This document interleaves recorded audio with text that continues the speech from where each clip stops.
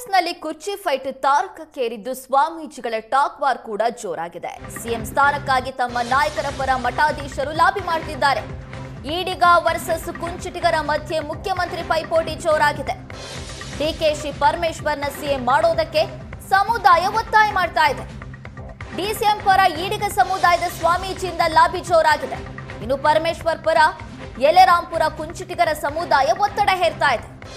ಡಿಕೆಶಿ ಪಕ್ಷಕ್ಕೆ ದುಡಿದಿದ್ದಾರೆ, ಕೂಲಿ ಕೊಡಬೇಕು, ಸಿಎಂ ಆಗಬೇಕು, ಅಧಿವೇಶನ ಮುಗಿತಾ ಇದ್ದಂತೆ ಡಿಕೆಶಿಯನ್ನ ಮುಖ್ಯಮಂತ್ರಿ ಮಾಡಿ ಅಂತ, ಇಲ್ದಿದ್ರೆ ಕಾಂಗ್ರೆಸ್ ಪಕ್ಷ ಸರ್ವನಾಶವಾಗುತ್ತೆ ಅಂತ ಪ್ರಣವಾನಂದ ಸ್ವಾಮೀಜಿ ಹೇಳಿದ್ದಾರೆ. ಹೈಕಮಾಂಡ್ ಹಿಂದೆ ಕೊಟ್ಟ ಮಾತಿನಂತೆ ಪರಮೇಶ್ವರ್ ಅವರನ್ನ ಸಿಎಂ ಮಾಡಿ, ಕೊಟ್ಟ ಮಾತು ಸತ್ಯವಾಗಬೇಕಾದ್ರೆ ಪರಮೇಶ್ವರ್ ಅವರನ್ನ ಸಿಎಂ ಮಾಡಲೇಬೇಕು. ಕುಂಚಿಟಿಗ ಮಹಾಸಂಸ್ಥಾನದ ಹನುಮಂತನಾಥ ಸ್ವಾಮೀಜಿ ಮಾತಾಡಿದ್ದಾರೆ. ಈ ಮೂಲಕ ಈಡಿಗ ವರ್ಸಸ್ ಕುಂಚಿಟಿಗರಿಂದ ಸಿಎಂ ಪಟ್ಟಕ್ಕಾಗಿ ಲಾಬಿ ಜೋರಾಗಿದೆ.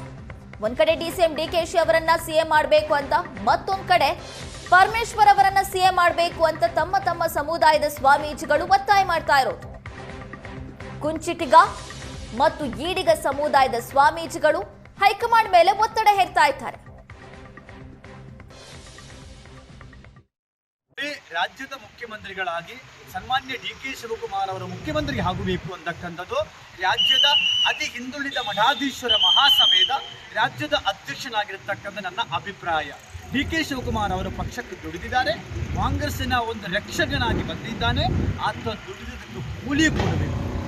ಸ್ವಂತ ದುಡಿದ ದುಡ್ಡಲ್ಲಿ ಸಾಕಷ್ಟು ಕೋಟ್ಯಾಂತರ ಹಣ ಖರ್ಚು ಮಾಡಿ ಪಕ್ಷವನ್ನೇ ಕಟ್ಟಿದ್ದಾರೆ, ಬೆಳೆಸಿದ್ದಾರೆ. ಅದು ಕೂಲಿ ಕೊಡಬೇಕಲ್ಲ. ಮತ್ತೆ ಹಿಂದುಳಿದ ನಾಯಕ ಅಂದರೆ ಒಬ್ಬರೇ ಅಲ್ಲ, ಹಿಂದುಳಿದ ನಾಯಕ ಅಂದರೆ ಒಬ್ಬರೇ ಅಲ್ಲ, ಒಂದು ಜಾತಿ ಅಲ್ಲ. ಹಿಂದುಳಿದ ನಾಯಕ ಅಂದರೆ ಸಾಕಷ್ಟು ಜಾತಿ ಇದೆ, 104 ಜಾತಿ ಇದೆ. ಅವ್ರಿಗಷ್ಟು ನ್ಯಾಯ ಸಿಗಬೇಕು. ಆದ್ದರಿಂದ ರಾಜ್ಯದ ಮುಖ್ಯಮಂತ್ರಿ ಶಿವಕುಮಾರನ್ನ ಕೂಡಲೇ ಮಾಡಬೇಕು. ಈ ವಿಧಾನಸಭಾ ಅಧಿವೇಶನ ಮುಗಿಸಿದ ಕ್ಷಣ ಕಾಂಗ್ರೆಸ್ ಹೈಕಮಾಂಡ್ ಅದು ಮಾಡಲಿಲ್ಲ ಅಂತ ತಿಳ್ಕೊಳ್ಳಿ, ಕಾಂಗ್ರೆಸ್ ರಾಜ್ಯದಲ್ಲಿ ಸರ್ವನಾಶ ಆಗುತ್ತೆ ಅಂತಕ್ಕಂಥ ಮಾತನ್ನು ನಾನು ಹೇಳ್ತಾ ಇದ್ದೇನೆ.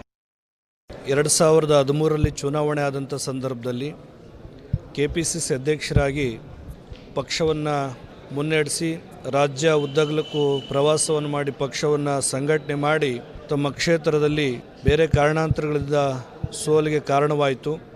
ಅವತ್ತು ಕೂಡ ಪಕ್ಷದ ಹೈಕಮಾಂಡು ಮುಖ್ಯಮಂತ್ರಿಗಳು ನಿಮ್ಮನ್ನು ಮಾಡ್ತೀವಿ ಅಂತೇಳಿ ಒಂದು ಭರವಸೆಯನ್ನು ಕೊಟ್ಟಿದ್ದರು. ಜೊತೆಗೆ ಅವಕಾಶಗಳು ಕೂಡ ಇತ್ತು.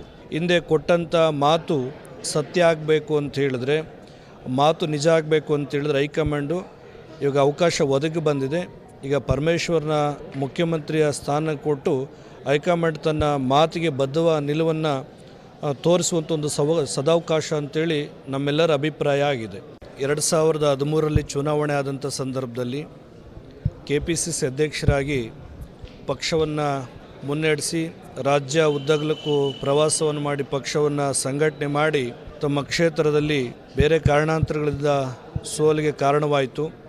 ಅವತ್ತು ಕೂಡ ಪಕ್ಷದ ಹೈಕಮಾಂಡು ಮುಖ್ಯಮಂತ್ರಿಗಳು ನಿಮ್ಮನ್ನು ಮಾಡ್ತೀವಿ ಅಂತೇಳಿ ಒಂದು ಭರವಸೆಯನ್ನು ಕೊಟ್ಟಿದ್ದರು. ಜೊತೆಗೆ ಅವಕಾಶಗಳು ಕೂಡ ಇತ್ತು.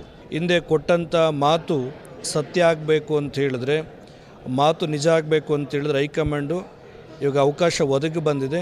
ಈಗ ಪರಮೇಶ್ವರ್ನ ಮುಖ್ಯಮಂತ್ರಿಯ ಸ್ಥಾನ ಕೊಟ್ಟು ಹೈಕಮಾಂಡ್ ತನ್ನ ಮಾತಿಗೆ ಬದ್ಧವ ನಿಲುವನ್ನು ತೋರಿಸುವಂಥ ಒಂದು ಸದಾವಕಾಶ ಅಂತೇಳಿ ನಮ್ಮೆಲ್ಲರ ಅಭಿಪ್ರಾಯ ಆಗಿದೆ.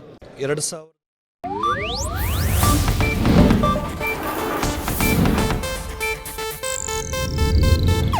ಇದು ಏಷ್ಯಾನೆಟ್ ನ್ಯೂಸ್ ನೆಟ್ವರ್ಕ್ ಪ್ರಸ್ತುತಿ.